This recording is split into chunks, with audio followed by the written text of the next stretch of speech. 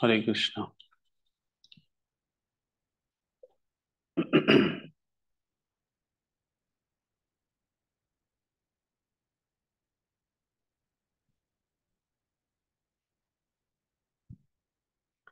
গত ক্লাসে আমরা ভগবদ গীতার দ্বিতীয় অধ্যায় 6 নম্বর শ্লোক পর্যন্ত আলোচনা করেছি।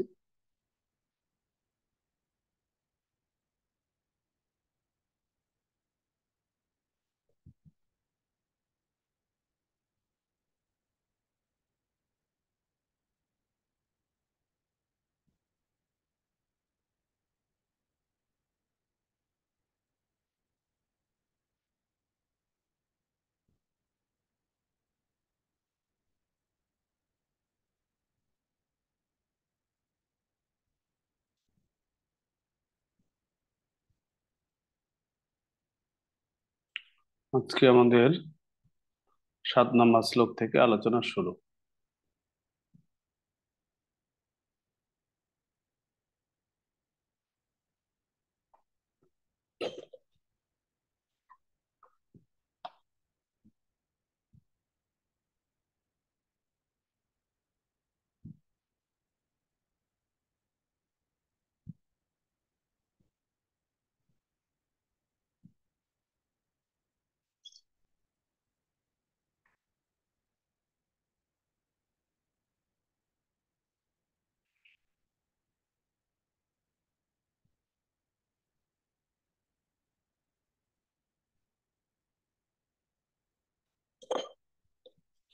7 নম্বর শ্লোক।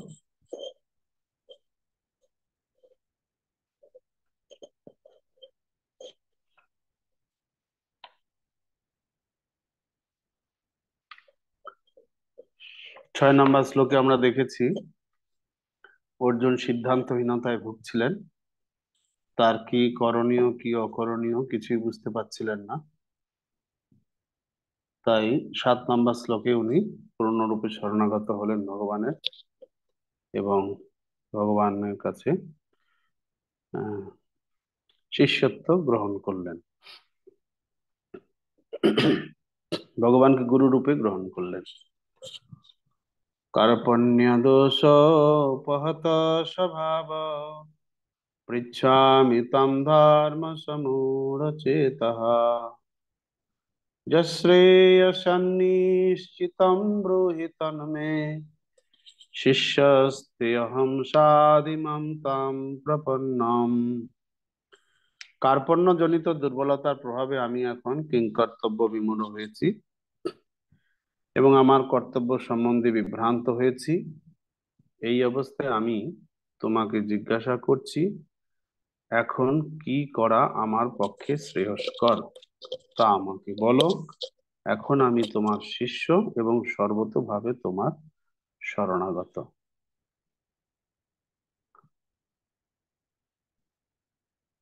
কার্পণ্য জনিত দোষ কি? কৃপণতা। সাধারণত আমরা কৃপণ তাকেই বলি যে যিনি জিনিসপত্র আছে কিন্তু খরচা বা ব্যবহার করতে চায় না। যদি অর্থের দিক থেকে বিবেচনা করি, অর্থ আছে কিন্তু খরচা করতে চায় না, তাকে আমরা কৃপণ বলি।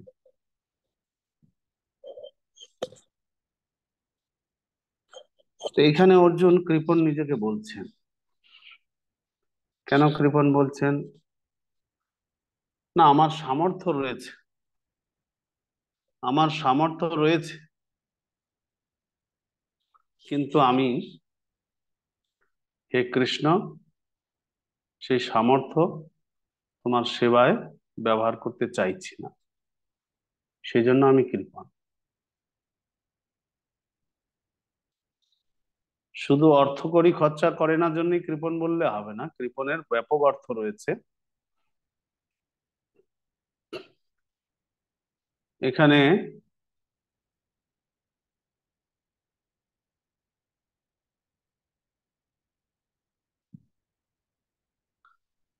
যেটা বর্ণনা করা হয়েছে,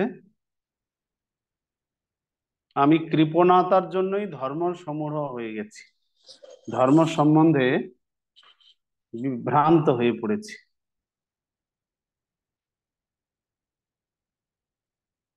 ধর্ম সমূঢ় চেতা, আমি ধর্ম সম্পর্কে বিভ্রান্ত বা হতবুদ্ধি হয়েছি আমার এই কৃপণতা দোষের জন্য। তো শিল প্রভুপাদ এখানে এই প্রসঙ্গে তিনি এই কথাটাই বলছেন যে অর্জুন ধর্ম সমূঢ় দোষে পড়ে গেলেন কেন, কি কৃপণতা ছিল অর্জুনের। অর্জুন তার সামর্থ্য ছিল, সেই সামর্থ্যকে উনি ব্যবহার করলেন না কৃষ্ণ সেবা।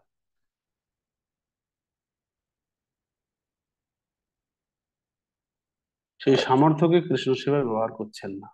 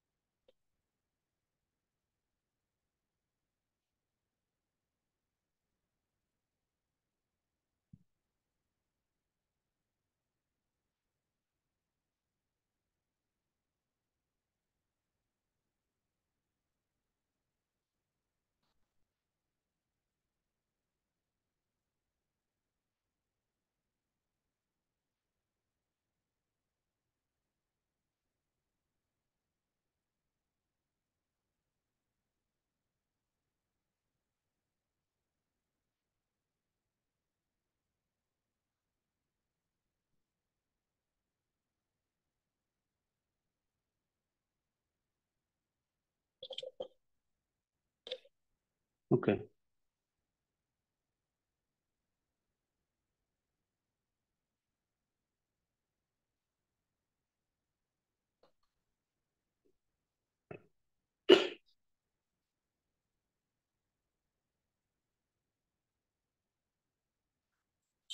শিল প্রভুপাদ বলছেন যে কৃপণ, কৃপণ means one who does not properly use his position. কৃপণ মানে হচ্ছে যিনি তার যে স্থিতি সেটাকে যথাযথভাবে ব্যবহার করেন না। One man is very rich but he does not use his money, simply seize the money. He is called কৃপণ। কোন একজন ধনাঢ্য ব্যক্তি ধন খরচা করেন না, শুধু তার ধন সম্পত্তিগুলি দর্শন করেন, তিনি হচ্ছেন কৃপণ। Similarly, Arjun is powerful, he can fight, he is a kshatriya, but he is denying his ability. অনুরূপ ভাবে আমরা যদি দেখি, অর্জুন একজন শক্তি সম্পন্ন ব্যক্তি, তিনি একজন যোদ্ধা, তিনি যুদ্ধ করতে পারেন, তিনি ক্ষত্রিয়, কিন্তু তিনি তার সেই ক্ষমতা সামর্থ্য ব্যবহার করতে চাইছেন না। Therefore he is thinking that I have become কৃপণ myself. তাই অর্জুন চিন্তা করছেন যে আমি কৃপণ হয়ে গেছি। Although I have got strength, I am denying to fight. যদিও আমার সামর্থ্য রয়েছে, শক্তি রয়েছে, তথাপি আমি যুদ্ধ করতে চাইছি না। Although I have got money, I do not spend. যদিও আমার অর্থ আছে, আমি খরচা করতে চাই না। These are called কৃপণ। এই এদেরকেই বলা হয় কৃপণ। যার শক্তি সামর্থ্য আছে, ব্যবহার করতে চায় না, সেও কৃপণ। যার অর্থ আছে, ব্যবহার করতে চায় না, সেও কৃপণ। সো কার্পণ্য দোষ উপহত। Now I am infected by, now I am infected with কার্পণ্য দোষ। এখন আমি কার্পণ্য দোষের দ্বারা আক্রান্ত, কলুষিত হয়ে পড়েছি। এই কৃপণতা দোষ। এখন আপনি ধনী হয়ে যদি আপনার সম্পদ খরচা না করেন, তাহলে আপনি কৃপণ। অর্থাৎ আমাদের শক্তি সামর্থ্য যাই আছে, সেই শক্তি সামর্থ্য যদি আমরা কৃষ্ণ সেবায় প্রয়োগ না করতে চাই, তাহলে আমি কৃপণ। আপনার বুদ্ধি আছে, কৃষ্ণ সেবায় লাগাতে চাইছেন না। আপনার আপনার শারীরিক শক্তি আছে, কৃষ্ণ সেবায় ব্যবহার করতে চাইছেন না। আপনি অনেক কিছু কায়দা কৌশল জানেন, কৃষ্ণ সেবায় লাগাতে চাইছেন না। আপনি ভালো রান্না করতে পারেন, কিন্তু কৃষ্ণের জন্য রান্না করতে চাইছেন না। আপনি ভালো মৃদঙ্গ বাজাতে পারেন, কিন্তু কৃষ্ণের জন্য বাজাতে চাইছেন না, আরতিতে মৃদঙ্গ বাজাতে চান না। যথাদ্রুপ যার যা যোগ্যতা আছে, সেটা যদি কৃষ্ণ সেবায় কেউ না ব্যবহার করতে চায়, তাহলে তিনি কৃপণ। টাকা খরচা না করলেই কৃপণ নয়। যে টাকা খরচা করতে চায় না, সে তো কৃপণই। যে টাকা কৃষ্ণ সেবায় লাগায় না, সেও কৃপণ। খরচা হয়তো করে, কৃষ্ণ সেবায় করে না, সেও কৃপণ। অর্থাৎ আমাদের শক্তি সামর্থ্য বিদ্যা বুদ্ধি, উম, সবকিছু সুযোগ সুবিধা যা রয়েছে, কৃষ্ণ সেবায়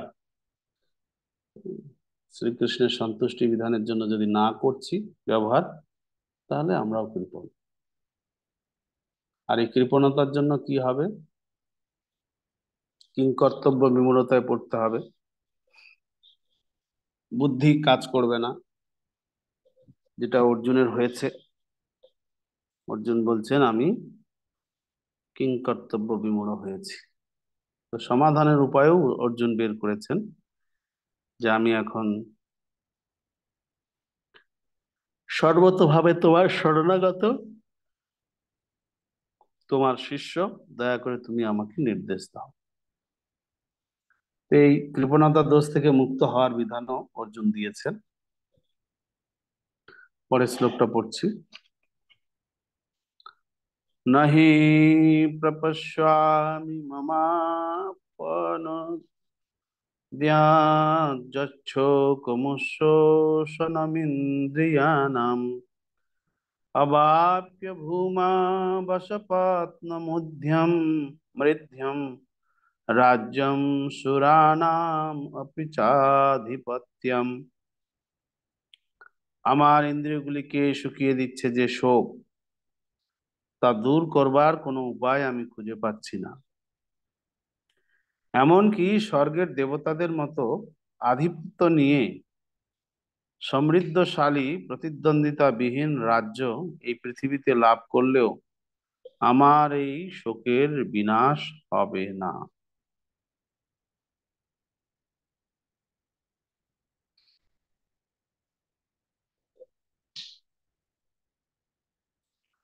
এখান থেকে কিভাবে কি নীতি শিক্ষা আমরা পাই, সেটা আপনারা বার করবেন। যে অর্জুনের এই দুটো কথা থেকে আমাদের কি শিক্ষণীয় বিষয় আছে, যেটা আমরা প্রয়োগ করলে বা আমরা গ্রহণ করতে পারি, যার মাধ্যমে আমরা কৃষ্ণ সেবায় নিজেদেরকে আরো উৎসর্গীকৃত করতে পারি, আপনারা বার করবেন। তা 7 নম্বর শ্লোকের তাৎপর্য থেকে কি কি শিক্ষা গ্রহণ করছেন আপনারা বার করুন। যে শিক্ষাটা আপনার কৃষ্ণ ভক্তির পথে সহায়ক হবে, যেটা গ্রহণ করলে কৃষ্ণ ভক্তিতে আপনি অগ্রসর হতে পারবেন, এই ধরনের কি কি শিক্ষা আপনারা পাচ্ছেন, সেটা এই দুটো তাৎপর্য থেকে বার করবেন। তো প্রথমত আপনারা 7 নম্বর শ্লোকের তাৎপর্যটা যারা মাতাজিগণ আছেন, আপনারা পড়ুন। সেখান থেকে আপনারা কি কি শিক্ষা পাচ্ছেন, যেটা আমরা যদি পালন করি, তাহলে কৃষ্ণ ভক্তিতে আমাদের উন্নতি হবে, সেই ধরনের নীতি শিক্ষাগুলি পাঠ করুন। 8 নম্বর শ্লোক থেকে আপনারা কি কি নীতি শিক্ষা পাচ্ছেন বার করুন, যেটা পালন করলে আমরাও কৃষ্ণ ভক্তিতে অগ্রসর হতে পারবো। এটা প্রভুজিরা 8 নম্বর শ্লোকটা পড়ুন, মাতাজিরা 7 নম্বর শ্লোক তাৎপর্য থেকে বার করুন। হরে কৃষ্ণ।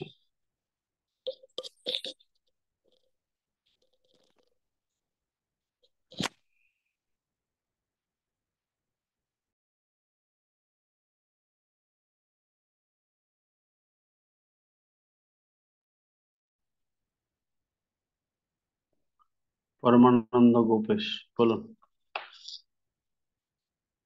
হরে কৃষ্ণ, দণ্ডবোধ প্রণাম। জড়বিদ্যার দ্বারা আমরা কখনো সমস্যার সমাধান করতে পারবো না। আমাদেরকে কৃষ্ণ বা কৃষ্ণের প্রতিনিধি সদ্গুরু সান্নিধ্যে, সদ্গুরুর পরামর্শে আমরা সেই সমস্যার সমাধান করতে পারবো। আর আমাদের যে সমস্যা হচ্ছে জন্ম মৃত্যু জরাব্যাধি, চতুর্বিধ সমস্যায় আমরা জড়িত, সেক্ষেত্রে আমরা আমাদের একমাত্র উপায় হচ্ছে শ্রীকৃষ্ণের উপদেশ গ্রহণ করা বা তার প্রতিনিধি গুরুদেবের উপদেশ গ্রহণ করা।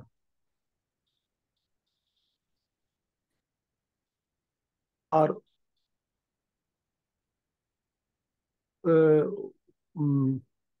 ওই জন্য আমাদেরকে সবসময় কৃষ্ণ ভবনে আশ্রয় অবলম্বন করতে হবে সুখ শান্তি লাভের জন্য।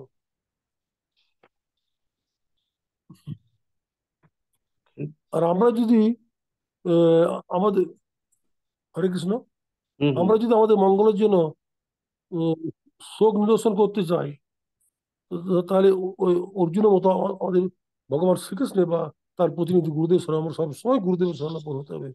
গুরুদেব ছাড়া আমরা এক পাও এগোতে পারবো না। গুরুদেবই আমাদের সমস্যার সূত্র, সমস্যা নিদানের। হরে কৃষ্ণ প্রভু, এটা আমার উপলব্ধি। প্রণাম। প্রীতিপূর্ণ চিত্রা দেবী দাসী।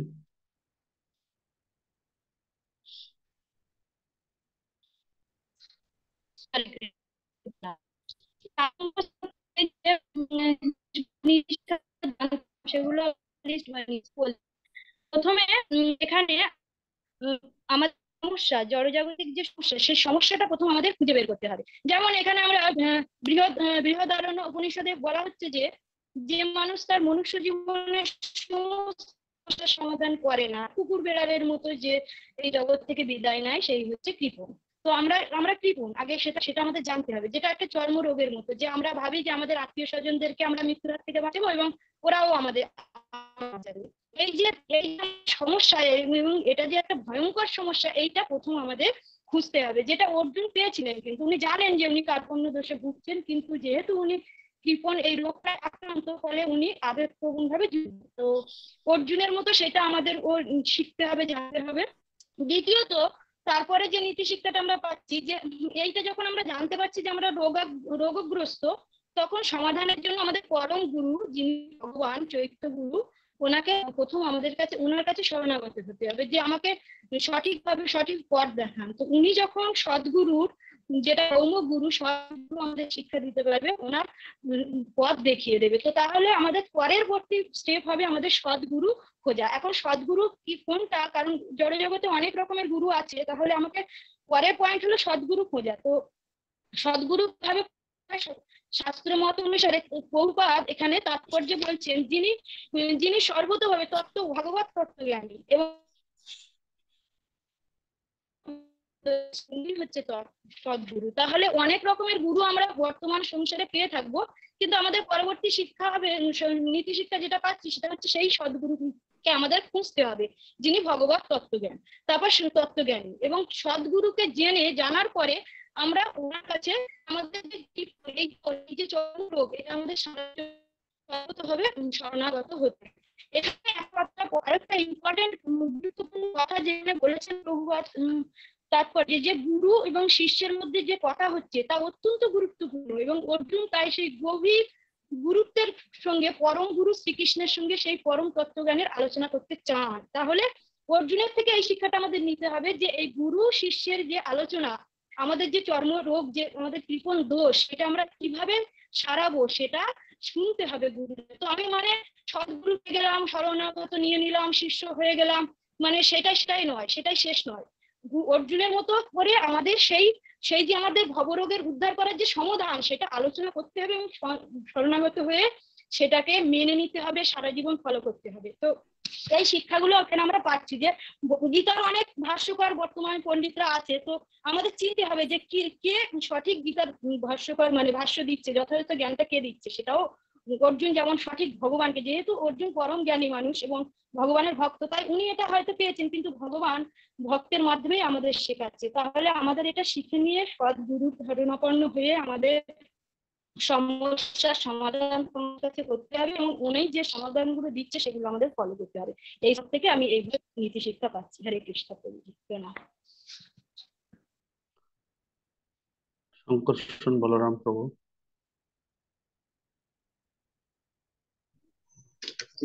হরে কৃষ্ণ প্রভু, দণ্ডবোধ প্রণাম। তো আমি অষ্টম শ্লোকের তাৎপর্য থেকে যতটুকু বুঝেছি যে আমরা তো গুরু বন্দনার মধ্যে গাই যে গুরু মুখ পদ্ম বাক্য চিত্তে করিয়া ঐক্য। তো আমি শ্লোকের এই শ্লোকের তাৎপর্য থেকে প্রভুপাদের মনোভাব থেকে বুঝতে পেরেছি যে আমরা যদি গুরুদেবের মনোভাব এবং গুরুদেবের মুখের যে বাক্য ওইটা যদি যথাযথভাবে পালন করি, বা পালন করতে হবে, কারণ আমরা তো ভগবানের সান্নিধ্য সরাসরি পাবো না। তার জন্য গুরুদেব যেহেতু কৃষ্ণ তত্ত্বকর্তা, গুরুদেব ভগবানের প্রতিনিধি, তাই গুরুদেব যেটা আদেশ নির্দেশ দিয়েছে বা গুরুদেব যেটা বলবেন সেটা আমরা যথাযথভাবে যদি পালন করি, তাহলে আমরা আমাদের আধ্যাত্মিক জীবন বা আমরা ভক্তি মার্গে উন্নতি করতে পারবো। আমি এটা উপলব্ধি করতে পেরেছি। হরে কৃষ্ণ। সুবিগ্রহ নরসিংহ। হরে কৃষ্ণ, শ্রীচরণে দণ্ডবোধ প্রণাম প্রভুজি। তো এই শ্লোকটা থেকে আমি যেটা বুঝলাম যে আমরা ধর্মগতভাবে নীতিগতভাবে যাই করি না কেন, শ্রীকৃষ্ণের ইচ্ছা যদি আমরা পালন না করি, তাহলে আমাদের যাবতীয় যাই করি না কেন আমাদের জীবনে যাবতীয় যা সমস্যা রয়েছে সেই সমস্যাগুলো সমস্যায় থেকে যাবে, কখনোই তার সমাধান আমরা করতে পারবো না। যেহেতু আমরা জড়জগতে জন্মগ্রহণ করেছি, জন্মগ্রহণ করার সাথে সাথে আমরা চারটি জিনিস লাভ করেছি সাথে। এক হচ্ছে জন্ম, মৃত্যু, জরা ব্যাধি, এবং এইগুলি আমাদের জীবনকে বারবার জর্জরিত করছে, বিভিন্ন সমস্যায় নিয়ে আসছে।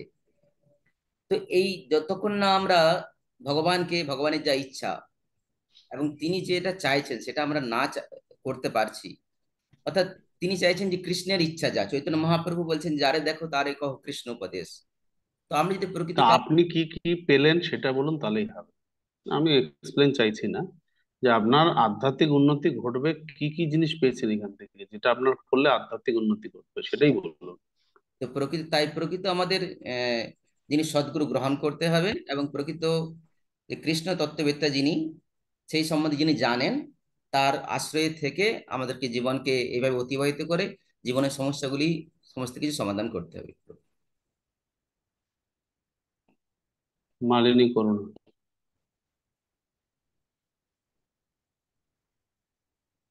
হরে কৃষ্ণ প্রভুজি। প্রভুজি 7 নম্বর শ্লোকা থেকে যেটা পেলাম, প্রথম যেটা হচ্ছে আমাদের সমাজ, দেশ, জাতি, এই সমস্ত জড় সম্বন্ধীয় ব্যাপারে আসক্তি না হয়ে সময় নষ্ট না করা।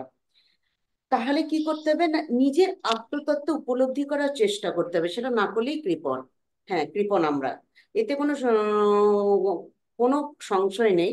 তো তার জন্য কি করতে হবে, জীবনের সমস্যার সমাধান করার জন্য সেটা স্বাস্থ্যসম্মত ভাবে এগোতে হবে। সেই এগোনোর জন্য আমাকে কি করতে হবে না, কোনো সত্যদ্রষ্ট গুরুর কাছে পৌঁছতে হবে। সেই গুরু যিনি গুরু পরম্পরায় আছেন, অর্থাৎ শেষ পর্যন্ত যেটা আমরা বুঝতে পারি, আমি বা আমার সম্বন্ধীয় যারা আছে তাদেরকে সবার কাছে গুরু পরম্পরা এবং কৃষ্ণের কাছে আত্মসমর্পণ করাতে হবে, এবং আমাকে নিজেও করতে হবে। হরে কৃষ্ণ।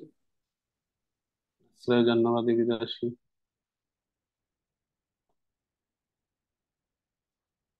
হরে কৃষ্ণ, প্রণাম। এই 7 নম্বর শ্লোকের তাৎপর্য থেকে যেটা বুঝতে পারছি, এখানে অর্জুন যখন কার্পণ্যজনিত দুর্বলতার প্রভাবে কিংকর্তব্য বিমূঢ় হয়ে পড়েছিলেন, তখন তিনি ভগবান কৃষ্ণকে গুরুরূপে গ্রহণ করেছিলেন এবং তার শরণাগত হয়েছিলেন। ঠিক সেই রকম আমরাও জড় প্রকৃতির প্রভাবে জড়জাগতিক কার্যকলাপের দ্বারা মোহাচ্ছন্ন হয়ে হতবুদ্ধ হয়ে পড়ি, এবং জীবনের প্রতিটি পদক্ষেপেই আমরা কিংকর্তব্য বিমূঢ় অনুভব করি। তাই আমাদের সদ্গুরুর সত্যদশা সদ্গুরু স্মরণ নিতে হবে, যিনি আমাদের জীবনের প্রকৃত উদ্দেশ্য সাধন করার পথে পরিচালিত করবেন।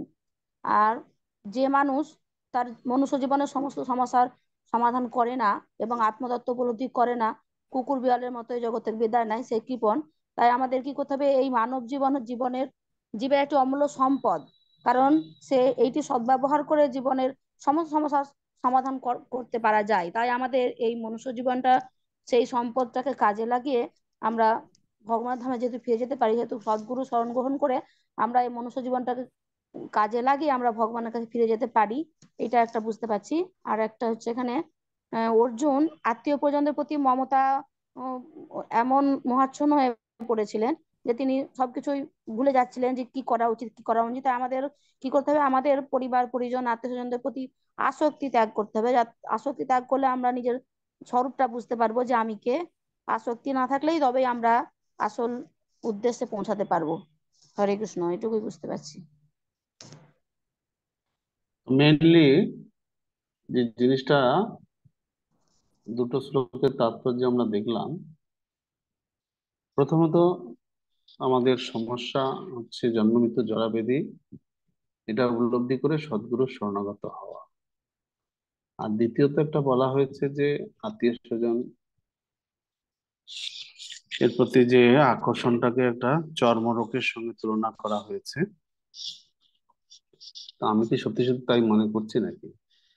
স্ত্রী, আমার স্বামী বা স্ত্রী, ছেলে মেয়ে, শ্বশুর শাশুড়ি, আরো আরো যারা রিলেটিভ আছেন, তাদেরকে কি আমি এরকম ভাবছি যে এরা আমার চর্মরোগ? যে এমন একটা কথা প্রভুপাদ এখানে বলছেন, এটা সব চর্মরোগ।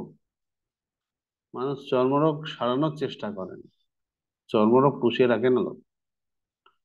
তা আমাদের এটা কি করে আমরা এই আসক্তি কাটাতে পারি? তাহলে তো আমাকে ঘরবাড়ি ছেড়ে বেরিয়ে যেতে হয়, নাহলে ওদেরকে বলতে হয় তোমরা বেরিয়ে যাও, দুটোর একটা। তো এই ক্ষেত্রে আসক্তি ছেড়ে দেবো বললেই তো আর ছেড়ে দেওয়া যায় না। তা আমরা কিভাবে এই আসক্তিটাকে পরিবর্তন করতে পারি, সেটাই সদ্গুরুর কাছ থেকে আমাকে জানতে হবে, সদ্গুরুর কাছে যেতে হবে, সদ্গুরুর কাছ থেকে শুনতে হবে। শুধু দীক্ষা নিলে হবে না। একজন মাতাজি বললেন দীক্ষা নিয়ে নিলাম হয়ে গেল, আপনার চর্মরোগ সেরে যাবে, কোনোদিন হবে না। গুরুর কাছ থেকে হরিকথা শুনতে হবে। এটা, এই যে অর্জুন উভয় সংকটে পড়েছেন, তার থেকে এই নীতি শিক্ষাগুলো আমরা পাচ্ছি। অর্জুন তো শিষ্য শোনার জন্য রাজি, যে আমাকে বলুন, উপদেশ দিন। তো গুরুদেবের কাছ থেকে আমাদের আদেশ গ্রহণ করতে হবে, হরিকথা শুনতে হবে। এটা একটা নীতি। 8 নম্বর শ্লোকে আমরা অনেক সময় নিজেদের সমস্যা ভাবি যে আমার পাণ্ডিত্য থাকলে আমি সমাধান করতে পারবো, আমি একটা বড় চাকরি পেয়ে গেলে সমাধান করে নিতে পারবো। আহ, এই যে সমস্যাগুলোর সমাধানের জন্য যে আমরা, বা আমার অর্থনৈতিক উন্নতি হয়ে গেলে আমার সমস্যার সমাধান হয়ে যাবে, এইগুলোর মাধ্যমে কখনো জাগতিক সমস্যা, জন্ম মৃত্যু জরা ব্যাধির হাত থেকে মুক্ত হওয়া যায় না। প্রত্যেকেরই আমাদের ধারণা আছে যে একটা চাকরি পেলে জীবনটা সাকসেস হয়ে যেত। পড়াশোনা শিখলাম, একটা যদি চাকরি হতো। প্রভুপাদ বলছেন, বা অর্জুনের এইখান থেকে আমরা পাচ্ছি, অর্জুন বলছে সারা পৃথিবীটা পেলেও আমার সমস্যার সমাধান হবে না। তো আপনি একটা চাকরি পেলে আপনার সমস্যার সমাধান হয়ে যাবে? বা আপনার অর্থনৈতিক উন্নতি হয়ে গেলে আপনার সমস্যার সমাধান হবে? জন্ম মৃত্যু জরা ব্যাধি, এই সমস্যার সমাধানের জন্য আমরাও চেষ্টা করি, সবাই চেষ্টা করে, কিন্তু এই প্রচেষ্টার দ্বারা আমাদের সমস্যার সমাধান কেউ করতে পারবে না। একমাত্র সদ্গুরু শরণাপন্ন হয়ে কৃষ্ণ ভক্তির অনুশীলন যদি না করা যায়, তাহলে এই সমস্যার সমাধান হবে না। তো দুটো তিনটা নীতি আমরা এখানে মেনলি দুটো: সদ্গুরু শরণাগত হওয়া, আত্মীয় স্বজনদের প্রতি আসক্তিটাকে আমরা কিভাবে পরিবর্তন করতে পারি, সেটা একটা। এবং শ্রী গুরুদেব কাছ থেকে হরিকথা শ্রবণ করা, এই নীতিগুলো আমরা পাচ্ছি। দু তিনটা নীতি আমরা এই দুটো শ্লোক থেকে পাচ্ছি। এবার আমরা এগুলো কিভাবে প্রয়োগ করব জীবনে? এত আপনি ব্যস্ত, গীতা পড়ার সময় পান না, আর হরিকথা শুনবেন কোথায়? মাসে একবার মন্দিরে আসতে পারেন না, তো হরিকথা শুনবেন কোথায়? তো কিভাবে আপনি এখন এই সমস্ত নীতিগুলো আপনার জীবনে প্রয়োগ করবেন, যার ফলে আপনি কৃষ্ণ ভক্তিতে আপনার উন্নতি হবে। এটা একটা খোলা বই মূল্যায়নের প্রশ্ন আছে যে অর্জুনের উভয় সংকট থেকে আপনি কি নীতি শিক্ষা পেলেন, যেটা প্রয়োগ করলে আপনার আধ্যাত্মিক উন্নতি হবে। খোলা বই মূল্যায়নের এই প্রশ্নটা আমরা এতক্ষণ ধরে চিন্তা করলাম বা বিবেচনা করলাম। নীতি হয়তো আমরা অনেকে সদ্গুরু গ্রহণ করেছি, তাতে আমাদের সমস্যার সমাধান হয়ে যাওয়ার কথা, জন্ম মৃত্যু জড়া ব্যাধি। যতক্ষণ পর্যন্ত না সদ্গুরুর কাছ থেকে আমরা হরিকথা শ্রবণ করব, শুধু দীক্ষা নিলেই হবে না, শ্রবণ করতে হবে। তা এই যে অর্জুন বলছেন যে আমাকে ব্রূহি তন্মে যশ্রেয় সন্নিশ্চিতম ব্রূহি তন্মে, আমাকে আমার জন্য যেটা কল্যাণকর সেই বিষয়ে আমাকে বলুন, অর্থাৎ শ্রবণ করা। তো হরিকথা শ্রবণ করা, গুরুদেবকে তো বছরে একবারও দর্শন পায় না, তা শুনবো কি করে? গুরুদেবকে দর্শন সরাসরি না পেলেও গুরুদেবের প্রবচন বিভিন্ন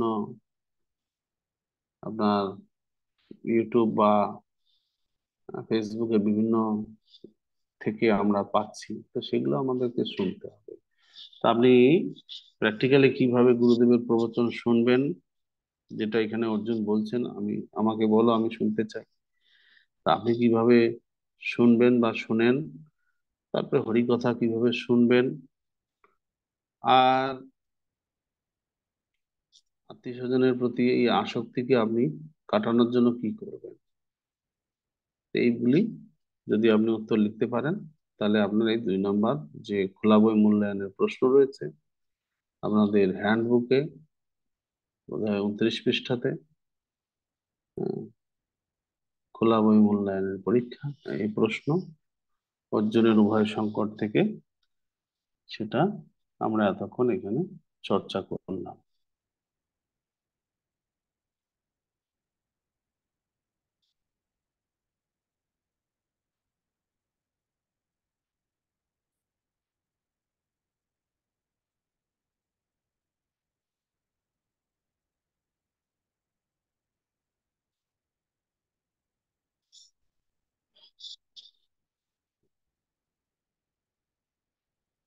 অর্জুনের উভয় সংকট ও শ্রীকৃষ্ণের প্রতি তার শরণাগতি থেকে সাধারণ নীতিগুলি চিহ্নিত করুন। এই নীতিগুলি কিভাবে আপনার কৃষ্ণ ভাবনামৃত অনুশীলনের ক্ষেত্রে প্রযোজ্য?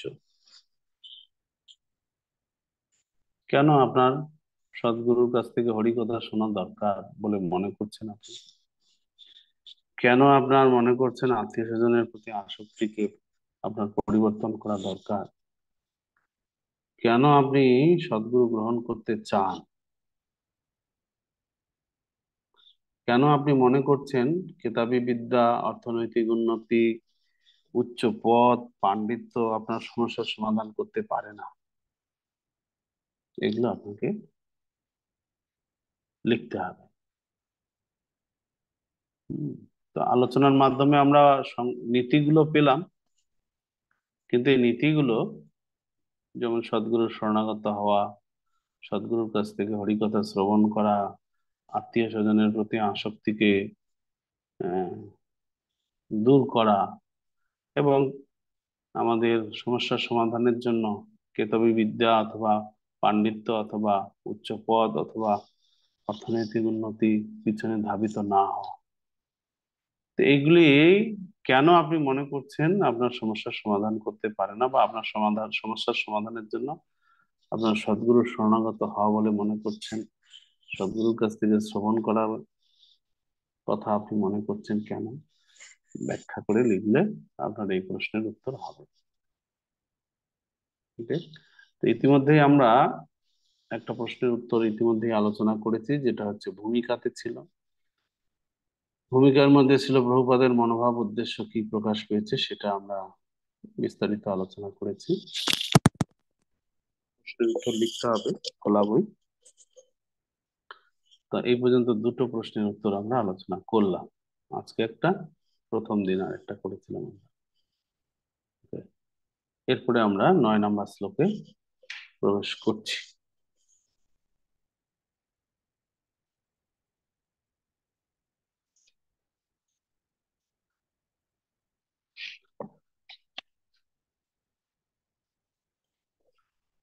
সঞ্জয় উবাচ एवम् उक्ता ऋषिकेशं गुराकेश परन्तप न जोत्स इति गोविन्द উক্তা তুষ্ণীম বভূবহ। সঞ্জয় বললেন, এইভাবে মনোভাব ব্যক্ত করে গুড়াকেশ অর্জুন তখন ঋষিকেশকে বললেন, হে গোবিন্দ, আমি যুদ্ধ করব না। এই বলে তিনি মৌন হলেন। এদিকে বলছেন, আমি শিষ্য, আমাকে উপদেশ দাও। সারা পৃথিবীর সম্পদ পেলেও আমার জ্বালা যন্ত্রণা দূর হবে না, আমাকে উপদেশ দাও। আবার বলছেন যে না, আমি কিন্তু যুদ্ধ করব না, আমি তোমার সেবা করব না। তুমি আমাকে যুদ্ধ যুক্ত করতে চাইছো, আমি সেটা করব না, কিন্তু আমাকে উপদেশ দাও কিভাবে আমার সমস্যার সমাধান হবে। বলুন, এই ধরনের যদি কেউ আপনাদেরকে বলে যে আমি কিন্তু জপ তপ করবো না, আমাকে দীক্ষা দিন, আমি কিন্তু কোনো সেবা টেবা করবো না, আমাকে দীক্ষা দেন, ইসলাম থেকে আমি দীক্ষা নেবো, তো এই যে জপ, তারপরে এই সমস্ত আপনাদের নিয়ম টিয়ম, এগুলো কিন্তু আমি পালন করবো না, বলুন, এই ধরনের ক্যান্ডিডেটকে আপনি দীক্ষা দিতে চাইবেন? আপনি অনুমোদন করবেন যে এই যে একজন ক্যান্ডিডেট আছে এর জন্য দীক্ষা দেওয়ার জন্য? কখনোই না। অর্জুনের অবস্থাটাও সেরকম। বলছেন আমি দীক্ষা নেব, আমাকে উপদেশ দাও কি করা কর্তব্য। আহ আমার সারা পৃথিবীর সম্পদ পেলেও জ্বালা যন্ত্রণা যাবে না, আমি উপদেশ চাই। আবার নিজের ডিসিশন জানিয়ে দিচ্ছেন, আমি কিন্তু সেবা করব না, আমি তোমার উপদেশ শুনবো কিন্তু তোমার জন্য যুদ্ধ করবো না। তো এইভাবে কন্ডিশন, দীক্ষার কন্ডিশন কি এরকম চলে যে আমাকে দীক্ষা দিন, আমি আপনার আদেশ পালন করব না?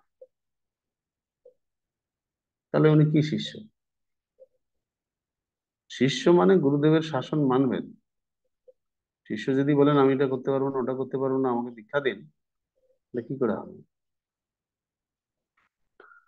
তমুবাচ ঋষিকেশ প্রহসন্নিব ভারত সেনয়োরুভয়োর মধ্যে রথয়ং স্থা সেনয়োরুভয়োর মধ্যে বেশিদন্তম ইদম বচ। হে ভরতবংশীয় ধৃতরাষ্ট্র, সেই সময় স্মিত হেসে শ্রীকৃষ্ণ উভয় পক্ষের সৈন্যদের মাঝখানে বিষাদগ্রস্ত অর্জুনকে এই কথা বললেন। আপনারা স্মিত হাসি, স্মিত হাসি মানে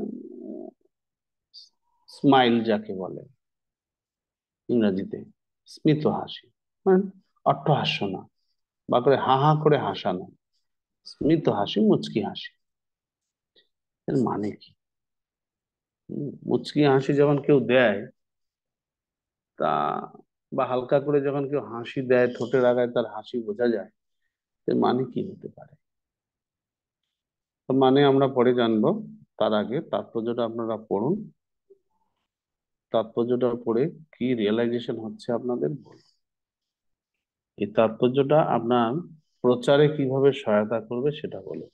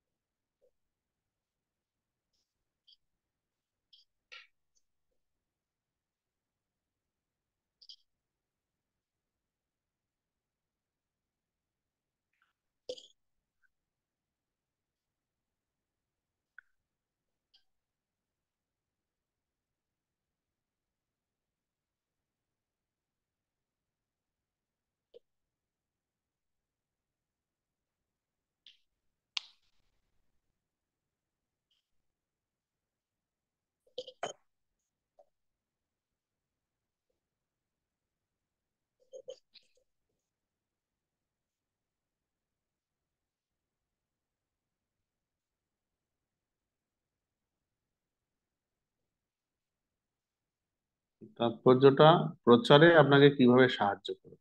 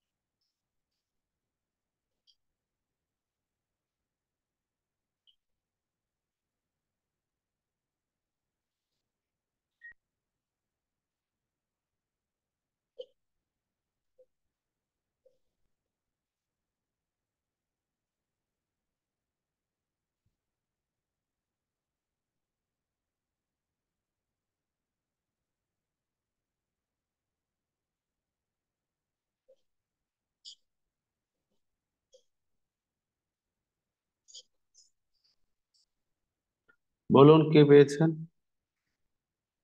প্রচারে এই তাৎপর্যটা আপনাকে কিভাবে সাহায্য করবে?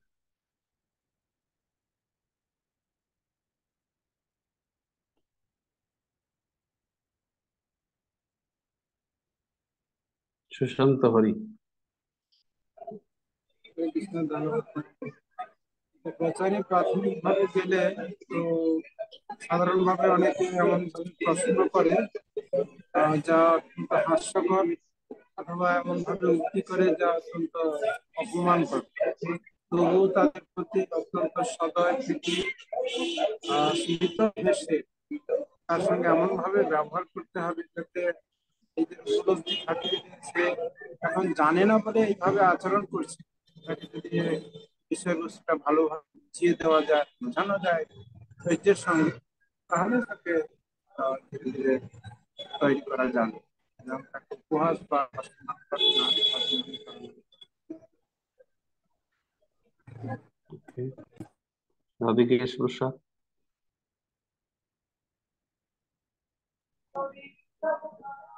হরে কৃষ্ণ বউ প্রণাম। তো এখানে আমরা এই তাৎপর্য থেকে বুঝতে পারছি যে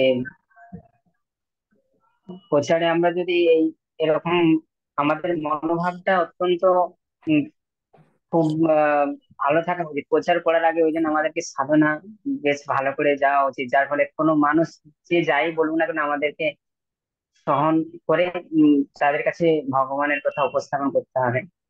তো এখানে কেউ যদি আমাদেরকে অত্যাহাস্য করে, তো সেখানে আমাদেরকে তাদেরকে কোনো কিছু না বলে এড়িয়ে যাওয়া ভালো, এবং ভগবানের কথা বেশি বেশি করে স্মরণ করানো এতে ভালো। তো তাদেরকে এ, বেশি কিছু বলা যাবে না। তো আবার অনেকে মনে করে যে আহ, যে কোনো ভক্তের কোথায় হচ্ছে কি হয়, অনেক নতুন ভক্ত যে আমি আপনার কাছ থেকে দীক্ষা নিতে চাই, কিন্তু ভক্তদেরকে সবসময় মনে রাখতে হবে যে আমি গুরুদেবের প্রতিনিধি। তো আমি দীক্ষা দিতে পারবো না, তাদেরকে সরাসরি না বলে তাদেরকে সঠিক শিক্ষায় শিক্ষিত করে তুলতে হবে, যার ফলে সেটা হচ্ছে আমি নিজে না গুরু হয়ে যাই। তো এইভাবে আমাদেরকে প্রচার করতে হবে। মালিনী, করুণা, আপনি কি বললেন বলুন। হরে কৃষ্ণ প্রভুজি। প্রভুজি, প্রথম ব্যাপারটা যে আমি সামনে যাকে বলছি তার বয়সটা আমার কাছে কোনো ফ্যাক্টর নয়। সে ছোট হতে পারেন, বড় হতে পারেন, যেই হতে পারেন না কেন। দ্বিতীয়ত যেটা হচ্ছে, আমি যখন ওনাকে কিছু কৃষ্ণের কথা বলবো, ওনার আশেপাশে যদি কেউ শুনে, উনি যতটা শুনে আশেপাশেও যদি শোনেন, তাহলেও আমি জানবো যে আমি আমার কথাটা ওনাকে বলতে পারছি। এবারে ওনাকে বোঝাতে না পারা সেটা আমার অক্ষমতা। তো যতক্ষণ না উনি কনভিন্স না হন, ততক্ষণ পর্যন্ত আমি আমার আপ্রাণগত ভাবে কৃষ্ণের কথা, গুরুর কথা তার কাছে তুলে ধরবো। গুরু মানে আচার্যদের, প্রিভিয়াস আচার্যদের কথা তুলে ধরবো। হরে কৃষ্ণ। আশ্রয় জাহ্নবী। হরে কৃষ্ণ প্রণাম।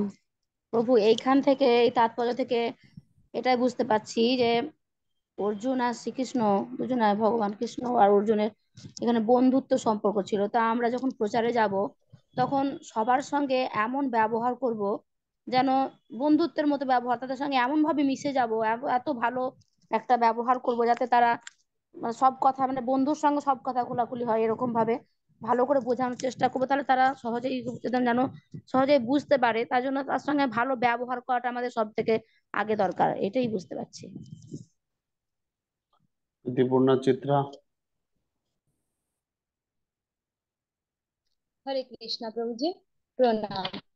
এই শ্লোকটা থেকে যেটুকু বুঝলাম যে এখানে কৃষ্ণ এবং অর্জুন দুজনে বন্ধু, খুব সুন্দর, গুড়াকেশ একজন, একজন ঋষিকেশ, তো বন্ধু ছিলেন। এবং যখন মানে অর্জুন শরণাগত হলেন তখন তিনি শিষ্য হয়ে গেলেন, ফলে বন্ধুত্বের মতো আর খোলাখুলি সম্পর্কটা রইল না। তো গম্ভীরপূর্ণ একটা সম্পর্ক হয়ে গেল। সেই জন্য ভগবান একটু হেসেও ফেললেন যে আলটিমেটলি এ শরণাগতি হলেন। তো আমরা যখন প্রচারে যাব, এরকম অনেক সময় হয় আমাদের আত্মীয় স্বজন, অনেক পরিচিত মানুষদের ভেতরে প্রচার হয়, এবং অনেক সময় বয়সে বড় ছোট বিভিন্ন ব্যক্তির কাছে প্রচার করতে হয়। তো যখন দেখবো যে প্রচার করতে করতে কেউ ধরো সত্যি সত্যি সত্যি খুব রিয়েলাইজ হলো যে আমি খুবই সংসারে খুব জ্বালা যন্ত্রণায় রয়েছে, আগে চর্মরোগগ্রস্ত, তাহলে আমি শরণাগতি নিলাম। তখন যদি কেউ আমাদের কাছে শরণাগতি নিতে থাকে যে আমাকে বাঁচাও বা সঠিক পথ দেখাও, তখন অবশ্যই আমাদের সঠিকভাবে, এবং গীতার বাণী যেটা কোনো ব্যক্তি সমাজের জন্য নয়, সমস্ত মানুষের জন্য, তাহলে আমাদের প্রথম কাজ হবে সঠিকভাবে সেই ব্যক্তিকে পথ দেখানো, যে কিভাবে কি। তাই বলে আমি নিজে গুরু হতে চাই না, এরকম নয়। আমাদের পরম্পরা ধারায় যে কিছু যা কিছু জ্ঞান আমরা অর্জন করেছি, আমরা সেইগুলো সঠিকভাবে উম সেই ব্যক্তিকে মাধ্যমে আমি সেই ব্যক্তির কাছে প্রয়োগ করে তাকে সঠিক পথ দেখাতে পারবো। এইটা আমি এর থেকে যেটুকু বুঝলাম। এখানে আমরা একটা যে গুরুত্বপূর্ণ বিষয় প্রচারের ক্ষেত্রে তুলে ধরতে পারি সেটা এখানে রয়েছে, যে অনেকে বলেন যে গীতা তো আপনাদের নয়, ওটা তো আমাদের না, ওটা তো সাধু সন্ন্যাসী বা ওটা তো হিন্দুদের। তো গীতা এরকম ফ্রিজে দুধ আছে, ফ্রিজে। কোনো গোষ্ঠী বা সম্প্রদায়ের গ্রন্থ নয়। কেন নয়? যদিও দাবি করেন যে আমরা হিন্দুরা, আমরা হচ্ছে আমাদের গীতা, আমাদের ধর্মগ্রন্থ গীতা, কিন্তু গীতা যেহেতু পাবলিক প্লেসে দেওয়া হয়েছে, পাবলিক প্লেসে যেহেতু দেওয়া হয়েছে, সুতরাং এটা সবার।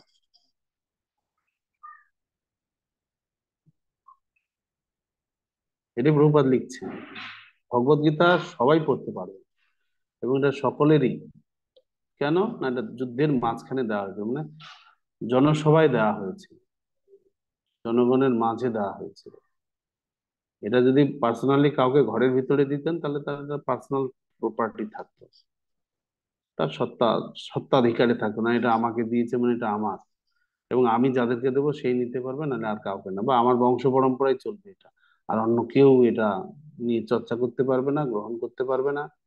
না, গীতা যেহেতু একদম হাজার হাজার সেনাবাহিনী সৈন্যদের মাঝে দেওয়া হয়েছে, অর্জুনকে দিলেও যেহেতু এটা পাবলিক প্লেসে দেওয়া হয়েছে, সুতরাং এটা সকলের। এই জন্য গীতা সকলের জন্য। গীতা শুধু ইসকনের ভক্তদের জন্য নয় বা হিন্দুদের জন্য নয়, গীতা সকলের জন্য। এটা একটা বড় প্রিচিং পয়েন্ট এখানে আমাদের রয়েছে। ওকে, ভগবান শিষ্যরূপে অর্জুনকে গ্রহণ করলেন। তো শিষ্যরূপে গ্রহণ করার ফলে তিনি যে কাজটা প্রথমে করলেন, শিষ্যকে শাসন করলেন, যেটা 11 নম্বর শ্লোকে আমরা দেখতে পাচ্ছি। শ্রী ভগবানুবাচ অসচ্চানন্বশোচস্ত্বং প্রজ্ঞাবাদাংশ্চ ভাষসি গতাসূন গতাসুশ্চ নানুশোচন্তি পণ্ডিতাঃ।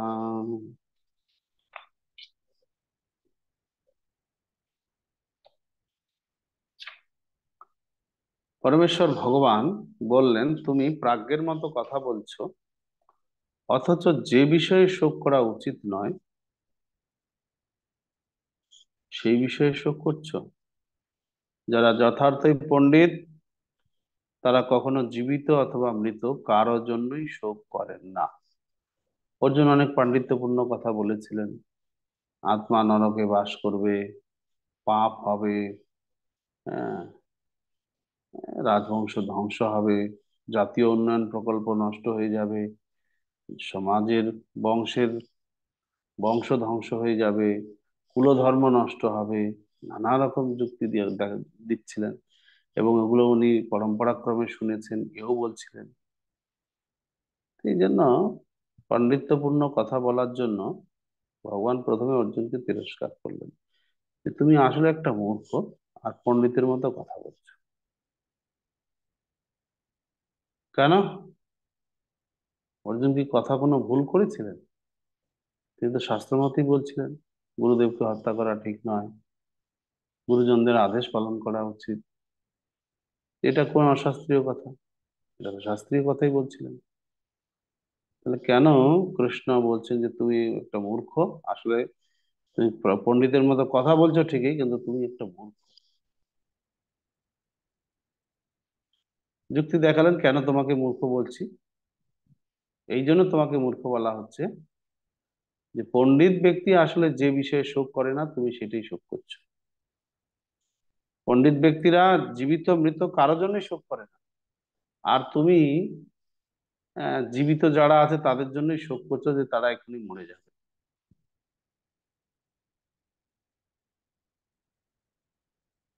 এই তোমার আত্মীয় স্বজনরা মারা যাবে যুদ্ধে, এই জন্য তুমি শোকগ্রস্ত হচ্ছ। যে তুমি কিসের পণ্ডিত? পণ্ডিত তো কোনো কিছুর জন্য শোক করেন না, সে যে বেঁচে থাক বা মারা যাক, কোনো কিছুর জন্য শোক করেন না। তুমি যারা বেঁচে আছে যুদ্ধক্ষেত্রে যুদ্ধ করতে এসে তাদের জন্য শোক করছো, যে এরা এক্ষুনি মারা যাবে, আমি যুদ্ধ করব না। তো তুই কিসের পণ্ডিত? তো আসলে পণ্ডিত ব্যক্তিরা জানে আত্মা নিত্য, দেহটা অনিত্য। ঠিক আছে? অর্জুন একজন ক্ষত্রিয়, সেও পণ্ডিত, সেও জানে আত্মা নিত্য। তা নাহলে আত্মা নরকে বাস করবে চিরকাল এই কথাটা বলতেন না। শরীর তো নষ্ট হয়ে যায়, নরকে যাবে কে তাহলে? শরীরটা তো যায় না, তা আত্মাই যায় নরকে। তা আত্মা সম্পর্কে তার জ্ঞান রয়েছে, আত্মার নরকে বাস সম্পর্কে তার ধারণা রয়েছে, কারণ তাকে পণ্ডিত বলা যেতেই পারে। কিন্তু পণ্ডিত ব্যক্তি দেহের জন্য শোক করেন না। আত্মা নিত্য, দেহ অনিত্য, দেহের জন্য শোক করেন না। আর অর্জুন কি করছেন?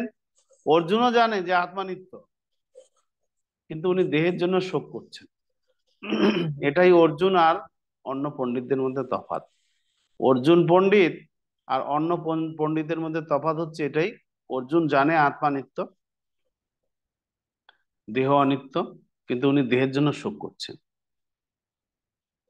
এটাও জানে দেহ অনিত্য, কিন্তু তাও দেহের জন্য শোক করছেন। কিন্তু পণ্ডিত ব্যক্তিরা দেহ অনিত্য জেনে দেহের জন্য কোনো শোক করেন না।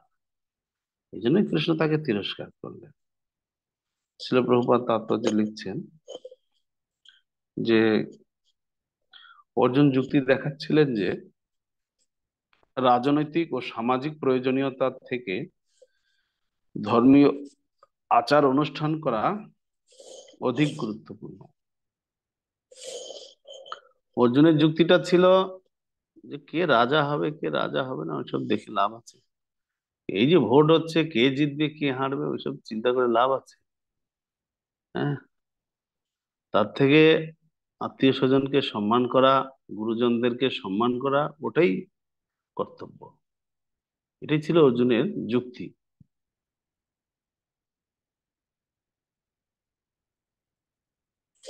এটাই অর্জুনের যুক্তি ছিল, যে আমার ওই সমস্ত রাজনৈতিক পালাবদল হবে, ও নিয়ে আমার চিন্তা করে লাভ আছে?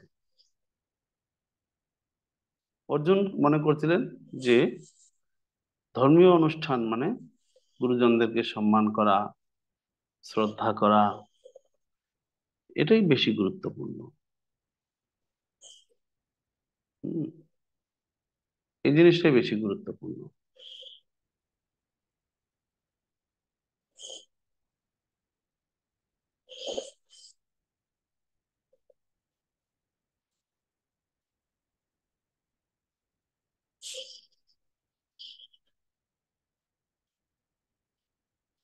তো অর্জুনের কাছে গুরুত্বপূর্ণ প্রসঙ্গটা এটাই ছিল, কিন্তু তিনি জানতেন না জড় পদার্থ, আত্মা ও ভগবত সম্বন্ধীয় জ্ঞান ধর্মীয় আচার অনুষ্ঠান করার চাইতেও বেশি গুরুত্বপূর্ণ। এটা অর্জুন জানতেন না, যে আত্মা সম্বন্ধে জ্ঞান লাভ করাটা ধর্মীয় আচার অনুষ্ঠান করার থেকেও শ্রেষ্ঠ। আপনি ধর্মীয় আচার অনুষ্ঠান সারা জীবন করে গেলেন, অথচ আত্মা কি এটাই জানতে পারলেন না, তাহলে আপনার ধর্মীয় আচার অনুষ্ঠান করার কি মূল্য? কোনোই মূল্য নেই। আপনি নিজে জানতেই পারলেন না, তাহলে আপনার এই ধরনের ধর্মীয় আচার অনুষ্ঠান করার কোনো গুরুত্ব নাই।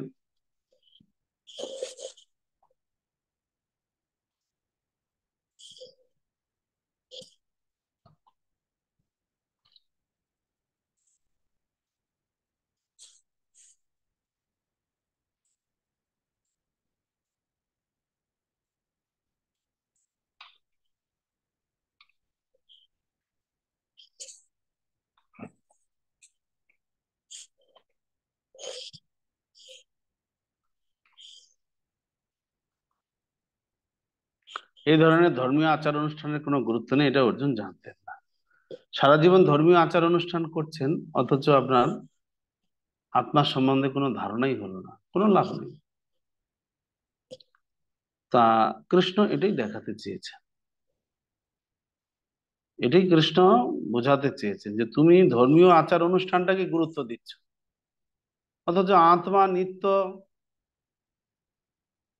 আত্মা সম্পর্কে জানা কর্তব্য, বা আত্মার কল্যাণের জন্য আমাদের কর্তব্য করা উচিত, সেই সম্পর্কে তো কোনো তোমার ধারণাই নাই।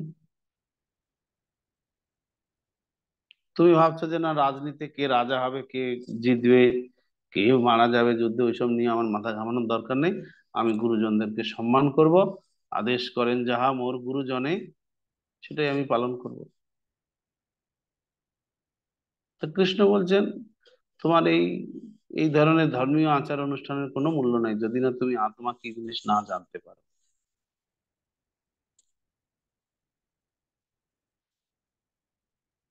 ভগবানকে এটা যদি না জানতে পারো, ভগবানের সঙ্গে জড়জগতের কি সম্পর্ক এটা যদি না জানতে পারো,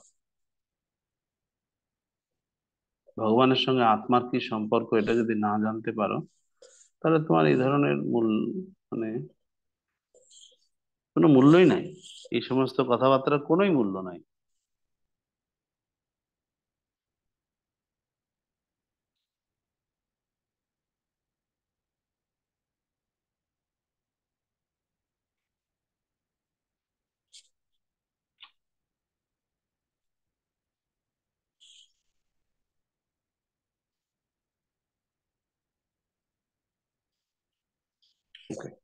আসলে অর্জুনকে তিরস্কার করার পিছনে কি কারণ, প্রভুপাদ তাৎপর্যে লিখছেন, আর যেহেতু তার সেই জ্ঞান ছিল না, তাই তার পক্ষে পাণ্ডিত্যপূর্ণ যুক্তি দেখানো অনুচিত। যেহেতু তিনি পরম জ্ঞানের অধিকারী ছিলেন না, তাই তিনি অনর্থক শোক করছিলেন। দেহের জন্ম হয় এবং এক সময় না এক সময় তার বিনাশ হবেই, কিন্তু আত্মা অবিনশ্বর, তার কখনো বিনাশ হয় না। তাই জড় দেহটি আত্মার মতো গুরুত্বপূর্ণ নয়। এই আত্মাই হচ্ছে জীবের প্রকৃত সত্তা। তাই দেহের বিনাশ হবার ভয়ে শোক করা নিতান্তই মূর্খতা। এই সত্য সম্বন্ধে যিনি অবগত, তিনি হচ্ছেন প্রকৃত জ্ঞানী, এবং তিনি কোনো অবস্থাতেই দেহের জন্য, জড় দেহের জন্য শোক করেন না। তো আমরা এই সম্পর্কে শ্রীল প্রভুপাদ বলেছেন যে গুরুর কর্তব্য কি। প্রভুপাদ চাণক্য পণ্ডিত থেকে, চাণক্য পণ্ডিতের এটা ও রেফারেন্স দিয়েছেন। চাণক্য পণ্ডিত বলেছেন, পিতা এবং গুরু, পিতা এবং গুরু এই দুইজনের কর্তব্য হচ্ছে তার অধীনস্থ পুত্র বা শিষ্যকে শাসন করা। চাণক্য পণ্ডিত বলছেন শাসন করতে হবে, কখনোই তার গুণকীর্তন করা উচিত না, যে আমার শিষ্য খুব ভালো না, বা আমার সন্তান খুব ভালো, কখনোই তার গুণকীর্তন করবেন না। সব সময় তার দোষ দর্শন করবেন। তা যদি না করেন তাহলে আপনার পুত্র বা সন্তান অথবা শিষ্য গোল্লায় যাবে, চাণক্য পণ্ডিত বলছে। এটা পিতা মাতা বা গুরুদেবের এটাই কাজ। কৃষ্ণ তাই করছেন। অর্জুনের যেখানে ভুল আছে সেটা উনি চোখে আঙুল দিয়ে দেখিয়ে দিচ্ছেন, তাকে শাসন করছেন। তুমি একটা মূর্খ, পণ্ডিতের মতো কথা বলছো। পণ্ডিত ব্যক্তি দেহের জন্য শোক করেন না, আর তুমি দেহের জন্য শোক করছো, তুমি এটা হচ্ছে মহামূর্খ। পরের শ্লোক 12 নম্বর।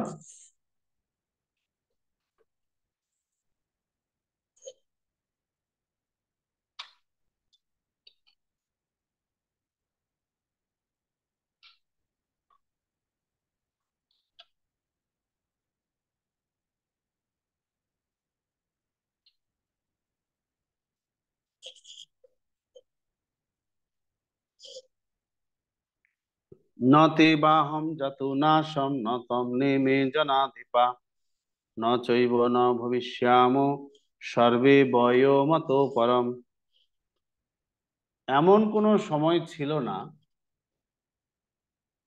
আমি তুমি এবং এই সমস্ত রাজারা ছিলেন না, এবং ভবিষ্যতেও কখনো আমাদের অস্তিত্ব বিনষ্ট হবে না।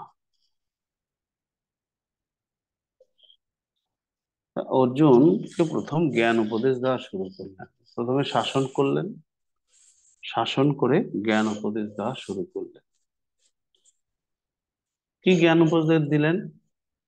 যে অতীতেও আমরা ছিলাম, বর্তমানেও আমরা আছি, ভবিষ্যতেও আমরা থাকবো। তো এখানে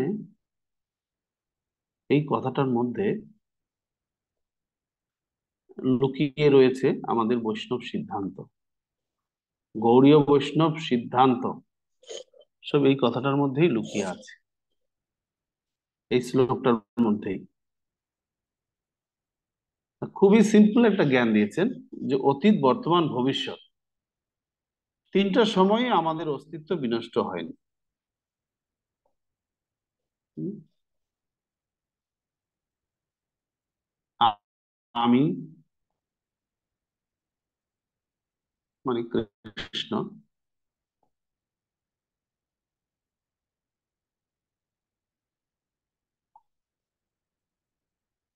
তুমি মানে অর্জুন, রাজারা।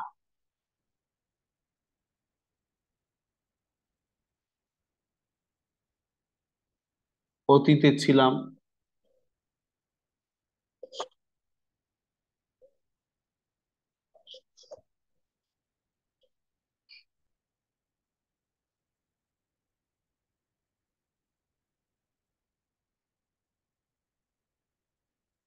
আমি তুমি রাজারা বর্তমানে আছি।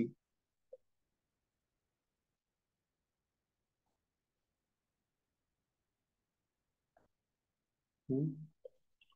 আমি তুমি রাজারা ভবিষ্যতে থাকবো, ভবিষ্যতে থাকবো। পাস্ট, প্রেজেন্ট, ফিউচার, তিনটা সময়ের কথা বলছেন, পাস্ট, প্রেজেন্ট, ফিউচার। ঠিক আছে? আহ, কিন্তু এর মধ্যেই লুকিয়ে রয়েছে আমাদের বৈষ্ণব সিদ্ধান্ত। তো সেটা কি আপনারা বলুন দেখি। প্রথমত তো একটা, আপনারা এই তাৎপর্যটা পড়ুন, বড় তাৎপর্য, এটা পড়তে দেওয়া ছিল আপনাদের। কি কি বৈষ্ণব সিদ্ধান্ত এখানে রয়েছে, যেটা এই কথাটার মধ্য থেকে বেরিয়ে আসে আমি তুমি রাজারা। বৈষ্ণবীয় সিদ্ধান্ত কি কি আছে?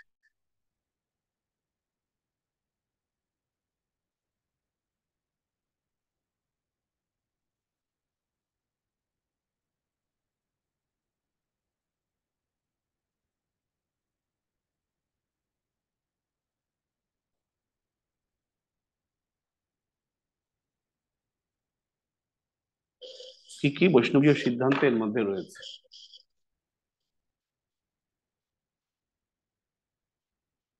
কথা খুবই সিম্পল। অতীতে ছিলাম মানে পাস্ট, বর্তমানে পাস্ট মানে অতীত, পাস্ট টেন্স অতীতকাল, প্রেজেন্ট টেন্স বর্তমান কাল, ফিউচার টেন্স অতীতকাল। আমরা অতীতে ছিলাম, বর্তমানে আছি, ভবিষ্যতে থাকবো। এর মধ্যে কি বৈষ্ণবীয় সিদ্ধান্ত লুকিয়ে আছে আপনারা তাৎপর্যটা পড়ুন বা শ্লোকের বিষয় থেকে চিন্তা করুন, দিয়ে আমাকে বলুন। তাৎপর্যটা পড়ে নিন সকলে।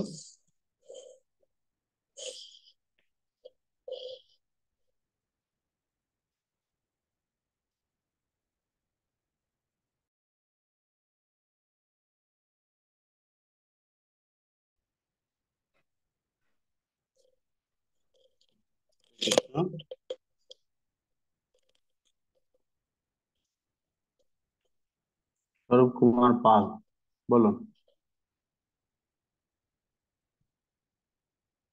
হরে কৃষ্ণ প্রভু, দণ্ডবত প্রণাম।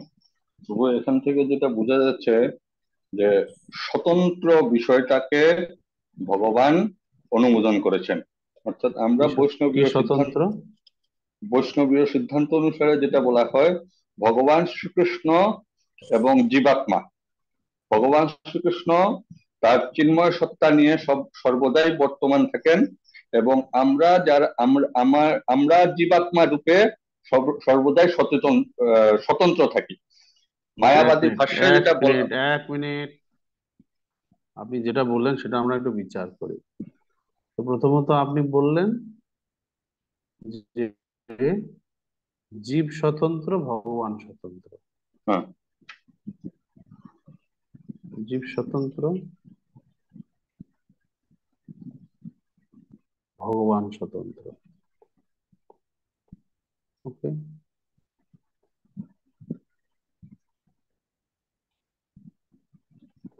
জীব স্বতন্ত্র, ভগবান স্বতন্ত্র। বলুন এবার কি বলছেন। যেটা মায়াবাদী ভাষ্যে যেটা বলা হয় যে মৃত্যুর পরে জীবাত্মা পরমাত্মার সঙ্গে সম্পূর্ণভাবে একাত্মভূত হয়ে যায়। সেই জায়গাটাকে ভগবান এখানে অনুমোদন করেননি। সেখানে ভগবান যেটা বোঝাচ্ছেন যে আমরা যদি মানে কেউ শুদ্ধ ভক্ত যদি মৃত্যুর পরে গোলক বৃন্দাবনেও যান, সেখানেও তিনি তার পৃথক অস্তিত্ব থাকে এবং তিনি ভগবানের সেবা করেন। স্বতন্ত্র অস্তিত্ব তখনও বর্তমান থাকে, যেটা বৈষ্ণব সিদ্ধান্তে এটাকে অনুমোদন করা হয়। মায়াবাদ সিদ্ধান্ত খণ্ডন। মায়াবাদ সিদ্ধান্ত গ্রহণ। অপ্রাকৃত স্তরেও জীবের যে স্বতন্ত্র আত্মা সেটা বজায় থাকে।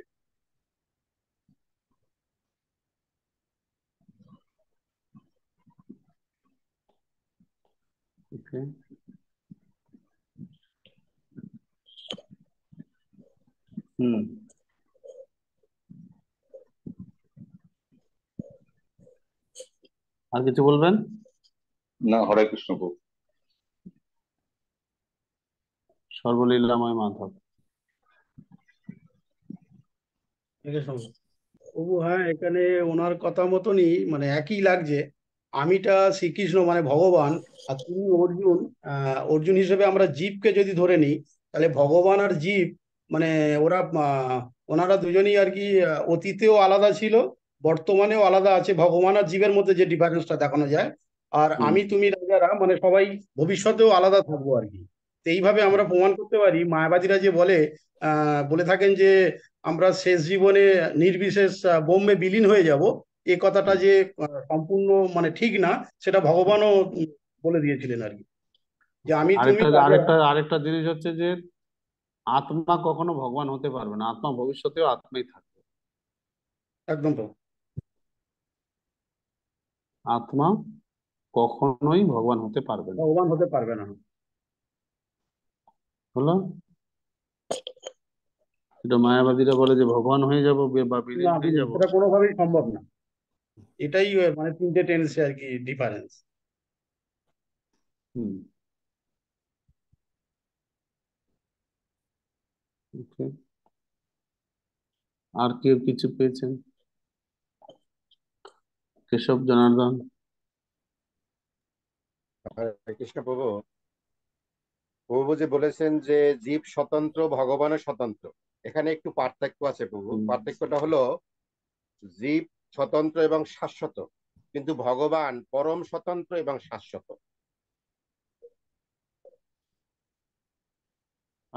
জীব এবং ভগবান দুইজনের স্বতন্ত্র হলেও জীব হচ্ছে, ভগবান হলো পরম ভগবান স্বতন্ত্র। হচ্ছেন পরম স্বতন্ত্র। হ্যাঁ। আচ্ছা, আর একটা জিনিস হলো যে যে এখানে এই শ্লোকের তাৎপর্য এটা বলতে চেয়েছে যে আমরা কর্ম অনুযায়ী আমাদের বিভিন্ন সময় বিভিন্ন দেহে আমরা জন্মগ্রহণ করি, কিন্তু ভগবান সব দেহের মধ্যেই অবস্থান করতেছে। ভগবানের সেই শরীর ভগবান যে পরিবর্তন হয় না, শব্দের, কিন্তু আমাদের শরীর পরিবর্তন হয়। হ্যাঁ, আমাদের শরীর পরিবর্তন হয়। এইটা আমাদেরকে উপলব্ধি করতে হবে যে ভগবান সব দেহের মধ্যেই আছে এবং সবাইকে একই না, দৃষ্টিতে, যে ভগবানের ভগবান শরীরেই তার, পরিবর্তন হয় না, সব দেহের মধ্যে আছে না, ভগবানের হ্যাঁ শরীরের কোনো হ্যাঁ পরিবর্তনই হয় না। হ্যাঁ, যে আমাদেরকে এটা উপলব্ধি করতে হবে যে ভগবান সবার মধ্যে অবস্থান করতেছে।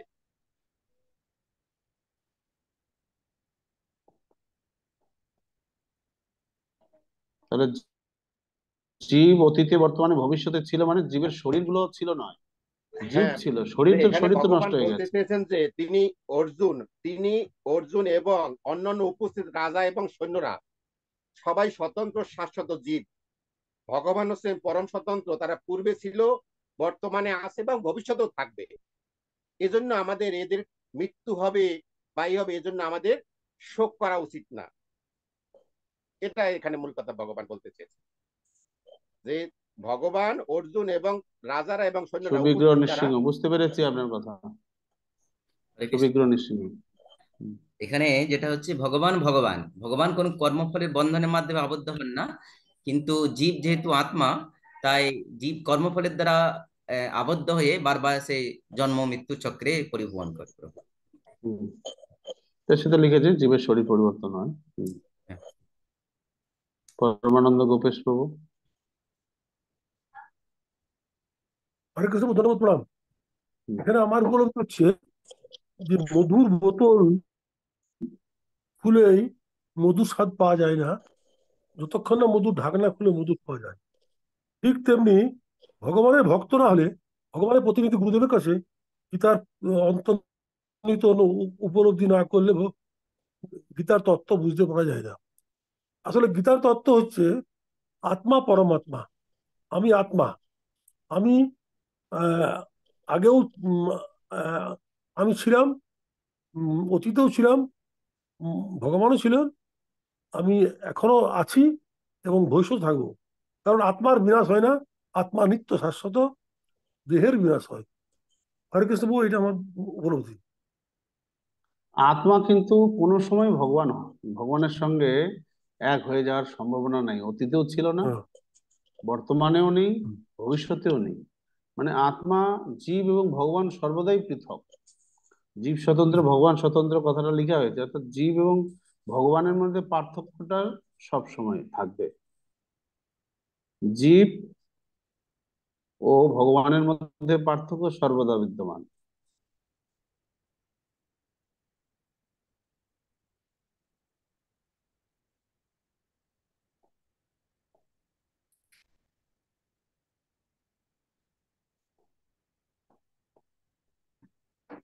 যে কোনো এক সময় গিয়ে জীব ভগবান এক হয়ে যাবে, কখনোই হবে না। জীব আলাদা, ভগবান আলাদা। জীব কোনোদিন যেমন ভগবান হতে পারবে না, তেমনি জীব কখনো ভগবানের সমানও হতে পারবে না। আচ্ছা, সুশান্ত হরি। ভগবানের অস্তিত্ব বিশ্বাস না করলে গীতা পড়ার কোনো লাভ হবে না। আমার অথবা আমার আত্মীয় স্বজনদের অস্তিত্ব নিয়ে কখনো চিন্তিত হওয়া উচিত নয়, কারণ শোক করা উচিত নয়, কারণ আমরা সেটা কখনো বৈষ্ণবীয় সিদ্ধান্ত জানতে চাইছি।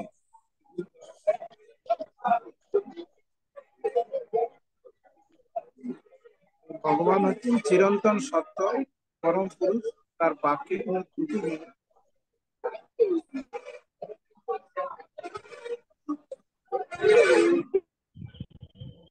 হ্যাঁ বলুন। কারণ শ্রী চৈতন্য, মুখ খুলুন। হরে কৃষ্ণ প্রভু, ধন্যবাদ প্রণাম প্রভু। এখানে একমাত্র ভগবত ভক্তির দ্বারাই গীতাটা ভগবত ভক্তরাই বুঝতে পারে। মায়াবাদী বা ওই যে মানে মায়াবাদীরা বুঝতে পারে না, একমাত্র ভগবত ভক্তরাই এই গীতার উপলব্ধি বুঝতে পারে। এবং আরেকটা পয়েন্ট এখানে একটু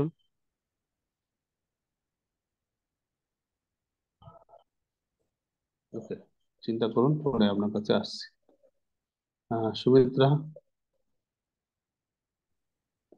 হরে কৃষ্ণ, দণ্ডবত প্রণাম। হুম, এখানে আমার মনে হচ্ছে যে আমাদের শোনা যাচ্ছে না। হরে কৃষ্ণ। হুম,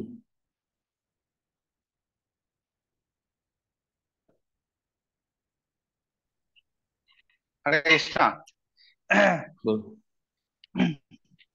ও আমি যেমন অনেকেই বলেন যে আমাদের এই যেমন এই জড় জগতে আমাদের শরীর মানে শরীর বিদ্যমান, আমাদের মৃত্যুর পরে শরীর বিনাশ হয়ে যায় বা শরীর কোনো অস্তিত্ব নেই। এখানে ভগবান এখানে কিন্তু এটা অস্বীকার করেছেন যে আমাদের এই জগতে যেমন আমাদের জড় শরীর আছে, অপ্রাকৃত জগতে আমাদের চিন্ময় শরীর আছে।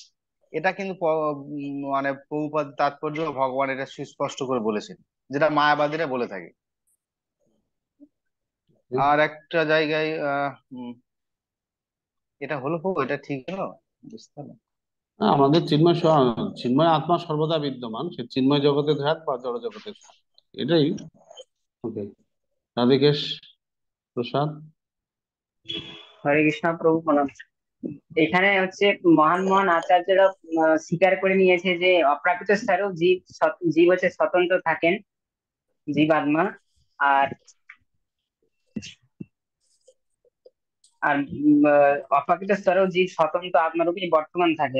অতএব ভগবানের সঙ্গে লীন হয়ে যায় না আত্মার। ঠিক আছে, এটা তো মায়াবাদ যুক্তি খণ্ডন হয়েছে। আমাদের এখানে আরেকটা ডিফারেন্স আছে। এতক্ষণ আমরা যা আলোচনা করলাম, ভগবান আর জীবের মধ্যে ডিফারেন্সটা আমরা দেখলাম, এই অংশটার আলোচনা হলো, যতগুলো পয়েন্ট এসছে। কিন্তু এই যে তুমি এবং রাজারা যে আলাদা, এটার আলাদা পয়েন্ট আপনারা কেউ বললেন না। তুমি এবং রাজারা, এরাও তো আলাদা। রাজারাও আত্মা, অর্জুনও আত্মা। তো এখানে আরো পয়েন্ট পাওয়া যাচ্ছে, যেটা হচ্ছে প্রত্যেকটা জীবের মধ্যে ভেদ রয়েছে। ভগবান এবং জীবের মধ্যে যেমন সর্বদা পার্থক্য বিদ্যমান, তেমনি জীবের সঙ্গে জীবের পার্থক্য বিদ্যমান। একটা আত্মার সঙ্গে আরেকটা আত্মার পার্থক্য রয়েছে, একই রকম নয়, সাইজ এক, কিন্তু পার্থক্য রয়েছে।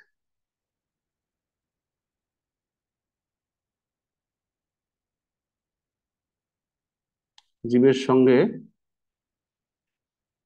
জীবের পার্থক্য সর্বদা বর্তমান। অতীতেও একটা জীব আর একটা জীব থেকে আলাদা ছিল, বর্তমানেও আলাদা, ভবিষ্যতেও আলাদা থাকবে।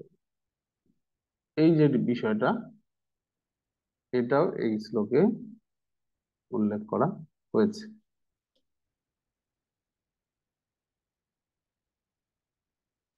এই বৈষ্ণব সিদ্ধান্তগুলো আমরা এই শ্লোক থেকে পাচ্ছি।